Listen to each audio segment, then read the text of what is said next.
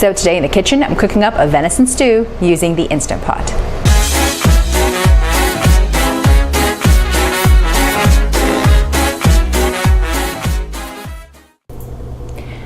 So today in the kitchen, we're whipping together a quick venison stew with the Instant Pot. We're going to want to start off with about 1 pound of chopped up venison, just cut into little cubes. We're going to want to dredge these all in flour.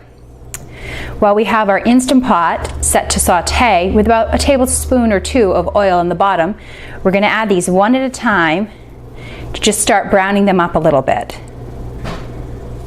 So for this recipe, I decided to use venison because I have some in my freezer. If you don't have any venison, you could also go with beef or bison. You could even use bear, although the stew will end up being a little bit greasy at the end. If you don't have any venison carried at your local grocery store, you might want to check out your farmer's market. I know the farmer's market that I go to, they have a vendor who sells venison every week. It's about $10 a pound, and it's a nice meat because it's relatively lean, and it gives you a little bit more variety in your diet. So it looks like these are starting to brown up pretty nicely.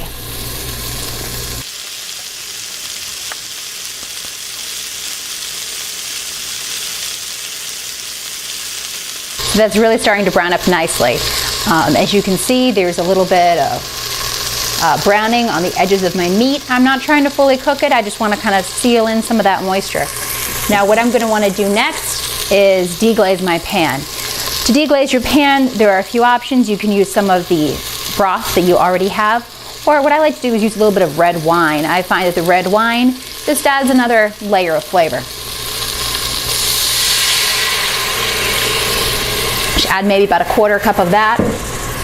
Give your pan a little bit of a scrape. Clean up the bottom a little bit. This is really going to make cleanup a lot easier when you're done. So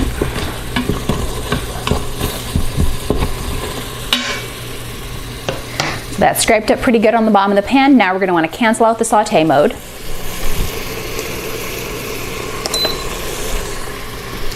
Okay. Next, what we're going to want to do is we're going to add the rest of our ingredients. We're going to put in 4 potatoes that have been cut into typical size cubes, 2 cups of carrots, 2 stalks of celery,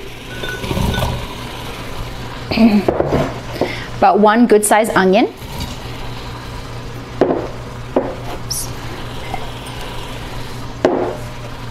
six ounces of mushrooms, and I just cut them in half. You can also put them in whole, but I like them to be a little bit smaller. Next, we're going to add 1 teaspoon of paprika. I like to use a smoked paprika for this because it really helps give it a good flavor.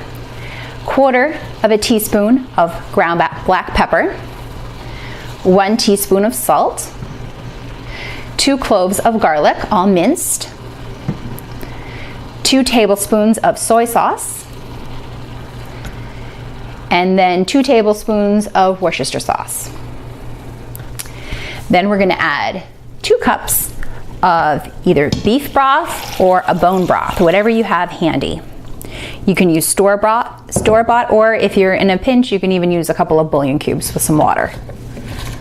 But obviously, the better quality broth you put into this, the better it's going to come out. Okay, give that a little bit of a stir.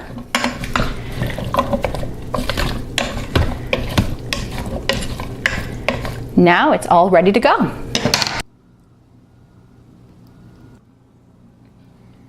Now we're going to want to put our cover on.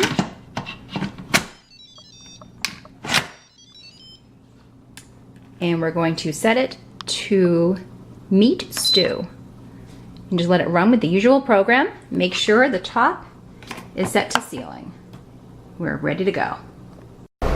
So our cooking time is up and it smells amazing in my kitchen right now. Just did a quick release of our steam. Let's see how it turned out.